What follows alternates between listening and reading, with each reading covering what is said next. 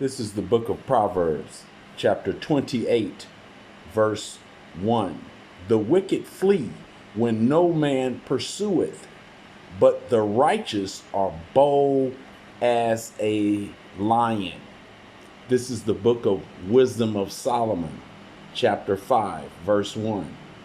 Then shall the righteous man stand in great boldness before the face of such as have afflicted him, and made no account of his labors.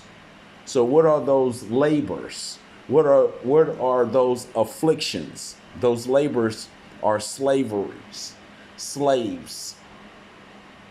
Okay? Those laborers are those who built America off of their backsides, off of their blood. The so-called Native American Indians, the so-called blacks, the so-called Latinos, etc. Those are the lost 12 tribes of Israel. Okay? Those people are under affliction, not knowing who they are, where they come from. You see, because these devils, they're going to run and flee and hide. Okay? They have caused all the disturbance on the earth. Now, they're going to think that they're going to run from their judgment, and they're running dead into it. Let's open up again with the book of, or continue, I should say, Salakia, with the book of Revelations chapter 6 and verse 12, and it reads, "And I beheld when he had opened the sixth seal, and lo, there was a great earthquake." That great earthquake is coming. Those are those thermonuclear warheads. Okay? "And the sun became black as sackcloth of hair, and the moon became as blood, and the stars of heaven fell unto the earth, even as a fig tree casteth her untimely figs." Okay? So the leaders, the elites, the Illuminatis, all those are going to fall from that higher state, that heavenly state. Okay? That's what's going to take place, people. These scriptures are double. I love these scriptures.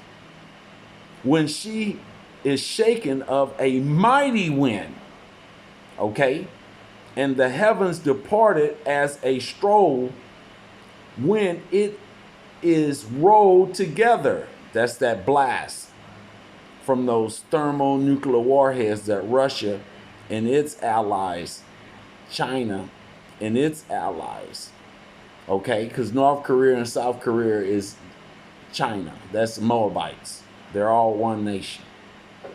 Okay? Don't let the smooth taste fool you. "And every mountain and island were moved out of their places." Okay? That's literally, and because remember, the earth is going to walk like a drunken. I'm just, paraphrasing. Okay? The earth is going to reel to and fro. Let's continue. Again, Revelation 6 and 15. "And the kings of the earth and the great men and the rich men," this was my point right here. Here we go right here. "And the chief captains and the mighty men and every bondman and every free man hid themselves in the dens, in the rocks, and in the mountains." Listen at that, people. This is what's going on. This is why they want to sell you tickets to get off of earth. Okay? He said, "And said to the mountains and the rocks," let me keep reading, "hid themselves in the dens and in the rocks of the mountains, and said to the mountains and the rocks, fall on us and hide us from the face of him that sitteth on the throne and from the wrath of the Lamb. For the great day of his wrath is come, and who shall be able to stand. Because if you go to Amos 9, chapter 9, in verse 2 and 3, let's go there. The book of Amos, chapter 9, and it reads, let's see right here.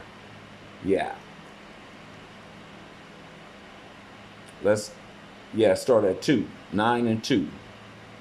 Amos. Though they dig into hell, thence shall my hand take them. Though they climb up to heaven, thence will I bring them down. Okay, there you go right there. They're trying to climb up into the heavens with these so-called space centers. If so be. You know, Esau is a liar, a great liar. A multitude of deceit. Okay, this is who he is. This is what he does. These are the Edomites, the so-called white man, that Caucasian race that shroud themselves with saying they're European, Dutch, Canadians, New Zealand, Australians, you know, etc. Okay, I'm Polak. All right.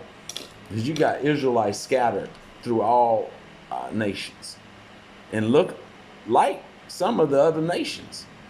That's true. Okay, that's a fact. But we know that seed of Esau by spirit and some by sight.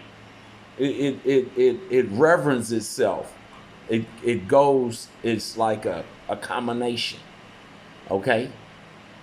But anyway, I'm going to shorten this because I just had a notice on my recorder here. So I'm going to give all praise and honor to Yahweh, by Hashem Yahweh Shai, by Hashem Rakakadash. Double respect and honor to our apostles and elders, okay, teaching in truth and sincerity.